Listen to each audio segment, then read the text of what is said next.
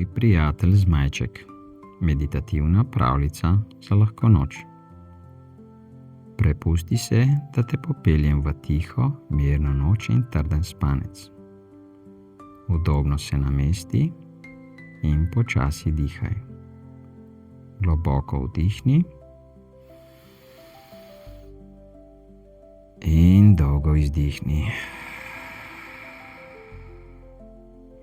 Čudovito. In spet ponovno globoko vdihni in počasi izdihni skozi usta.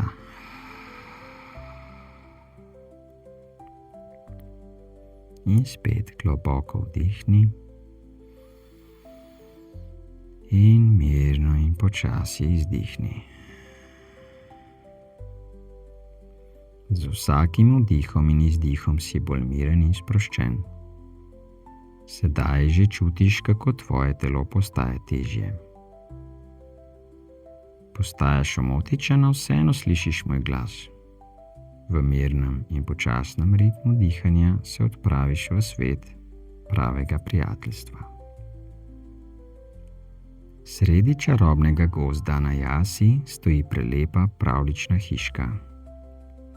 V njej živita prijazen mož in ljubezniva žena. Zima je že lepo pobelila travnike, zato se grejeta ob peči. Ogenj prijetno prasketa, toplo je. Družbo ima dela zaspana bela mucka, ki se stiska v njunem naročju. Vsi se imajo zelo radi. Mož in žena sta govorila o tem, kako bi bilo lepo, če bi ogrelo sonce in bi lahko kadarkoli poletela na morje. Uživala v zeleni naravi, na plaži nabirala školjke, se kopala in raziskovala. Jutro je bilo hladneje kot ponavadi, saj še nista zakurila ognja. Ko bi vsaj imela zmajčka, ki bi naj ogrel in kuril v peči.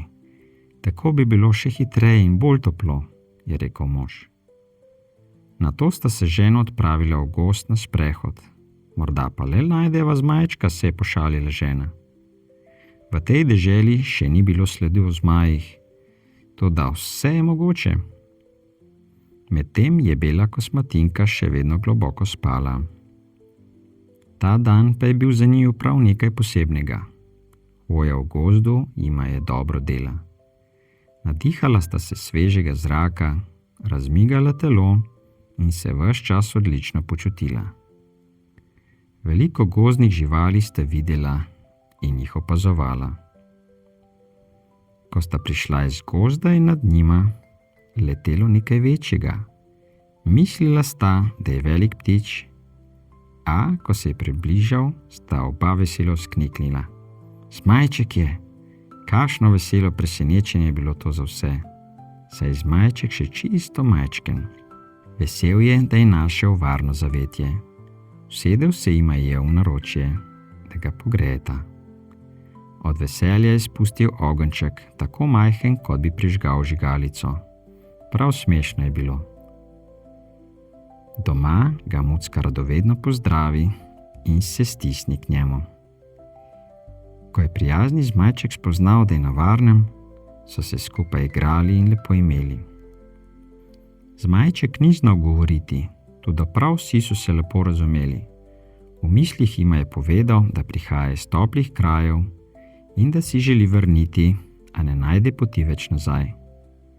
Mož in žena se pogledata in rečeta, potem pa gremo skupaj na morje, in zmajček se razveseli. Dnevi, ki sledijo, so polni topline. Zmajček nežno greje peč, mucka se igra z njegovim repom, žena pripravlja okusne darove narave, mož pa uživa v nežni ljubezni svoje nove, čarobne družinice. Vse so počeli skupaj in postali pravi prijatelji.